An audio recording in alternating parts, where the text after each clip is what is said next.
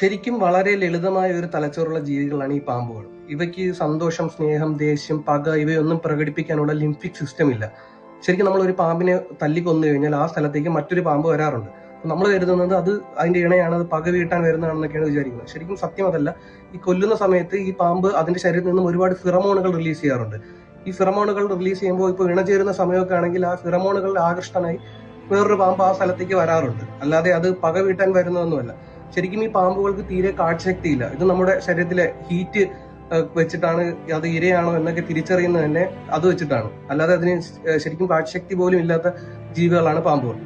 പിന്നെ ഈ നാഗരാജാവ്, നാഗയക്ഷി, നാഗചൈതന്യ എന്നൊക്കെ വിളിക്കുന്നത് നമ്മൾ മനുഷ്യരാണ്. ശരിക്കും സർപ്പദോഷം, സർപ്പപാപം ഇതൊന്നും സർപ്പത്തിന് അറിയില്ല. ശരിക്കും ഇങ്ങനെയൊക്കെ സാധനം നിലവിലുണ്ടെന്ന് തന്നെ സർപ്പത്തിന് അറിയില്ല. നമ്മുടെ എക്കോസിസ്റ്റം നിലനിൽക്കുന്നതിന് ആവശ്യമായ ഒരു ജീവി, ചെവി പോലും ഇല്ലാത്ത ഒരു അംഗപരിമിതനെയാണ് നമ്മൾ ഒരാവശ്യമില്ലാതെ വെറുതെ തല്ലിക്കൊല്ലുന്നത്. പിന്നെ ഇത് കടിക്കുന്നത് പേടി കാരണമാണ്. ഇതിനെ പേടിപ്പിക്കാതിരുന്നു കഴിഞ്ഞാൽ അത് അതിന്റെ വഴിക്ക് പൊക്കോളും. നമ്മൾ അതിനെ ശല്യപ്പെടുത്താതിരുന്നാൽ മതി.